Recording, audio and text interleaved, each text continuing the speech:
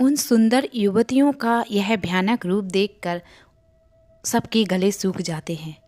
भय के कारण वह भागना तो दूर हिल तक नहीं पाते हैं।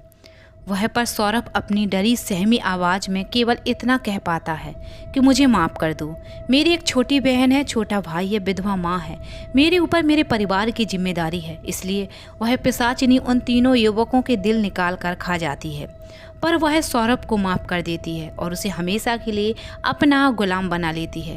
और मैंने उन चारों को बचाने के लिए अपनी शक्ति का प्रयोग किया था, पर मेरी शक्ति उस वक्त प्रकट नहीं हो पाई, जैसे वह घटना कोई विधि का विधान है। फिर भी मैं उसे नेति मानकर स्वीकार कर लिया।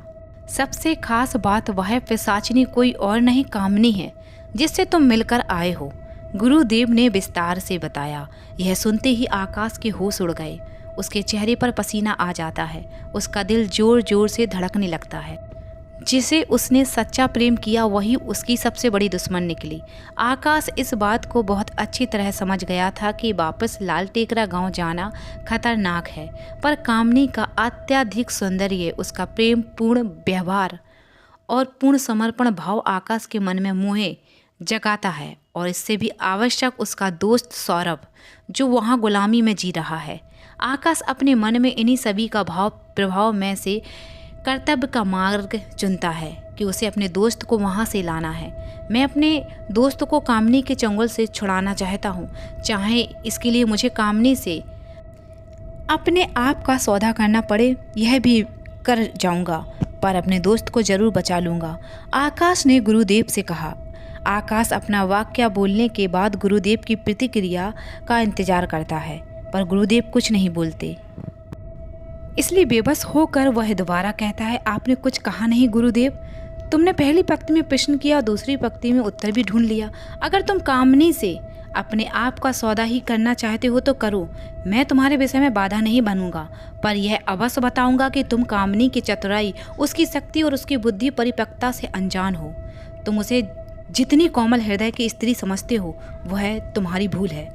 और फिर भी अगर तुम अपने बंधुओं की भावनाओं में बंद कर कामनी से कोई समझौता करना चाहते हो तो जाओ।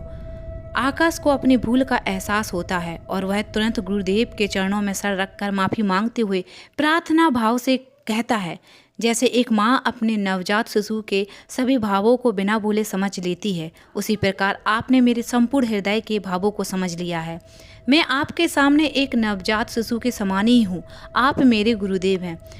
कृपा कर मुझे उचित मार्ग दिखाइए और मेरा मार्गदर्शन करें।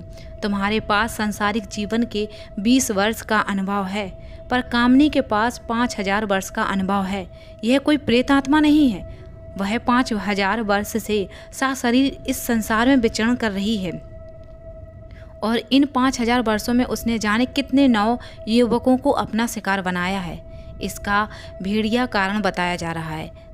तभी आकाश के पास उसके जोहरी मित्र का फोन आता है और वह कहता है, डील फिक्स हो गई है, तुम आभूषण लेकर चले आओ, पता तुम्हें मैसेज कर देगा। ठीक है, मैं आता हूँ। मैसेज पढ़ता है और अपने बैग को उठाकर जोहरी मित्र के पास पहुँचता है। फिर बैग में से आभूषण निकाल कर जौहरी को देता है। जौहरी इन आभूषणों को निकालता है तो आश्चर्य में पड़ जाता है, क्योंकि वह आभूषण सोने के नहीं लोहे के हैं। पीली चमकीली चमक अब काली हो गई है। यह देख जौहरी और आकाश आश्चर्य में पड़ जाते हैं, पर आकाश की सारी उमंगें, उसकी सारी उम्मीदें भी बेरंग हो जाती हैं। उसे समझ नहीं आता कि यह कैसे हो गया। उसे लगता है कामिनी ने उसके साथ छल किया है। वह पिशाचिनी किसी के दुख दर्द को नहीं समझती है, इसे तो बस खून पीना आता है। आकाश को कामिनी पर बहुत ज़्यादा क्रोध आता है और प्रतिशोध की अग्नि उसके दिल में जल उठती है।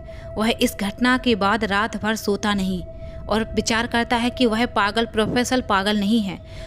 जरूर वह कामिनी को जानता है, इसलिए तो वह 20 वर्ष के युवकों को गांव में नहीं आने देता। आकाश के हृदय में बदले की आग बहुत तेज हो जाती है, इसलिए वह गुरुदेव के आदेश का 1 महीने का इंतजार नहीं कर सकता और सुबह होते ही पहली ट्रेन पकड़कर लाल टेकरा गांव के लिए निकलता है। और उसे पूरी उम्मीद है कि वह पागल प्रोफेसर उसकी मदद जरूर करेगा और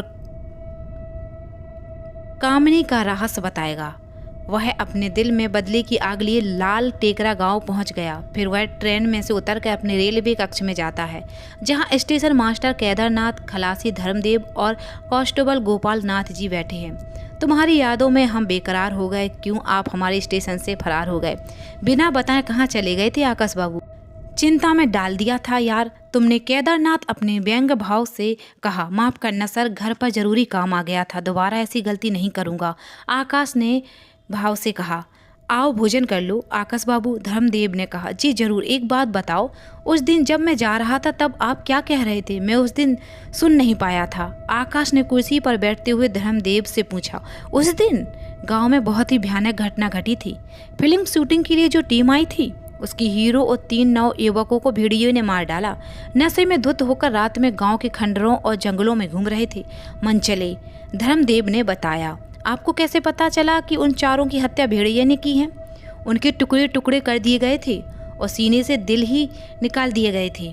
ऐसा तो भेड़िया ही कर सकते हैं, धर्मदेव ने बताया। अगर मैं कहूँ उन चारों को भेड़ियों ने नहीं, पिशाचिनियों ने मारा है, तो आप मानोगे या नहीं?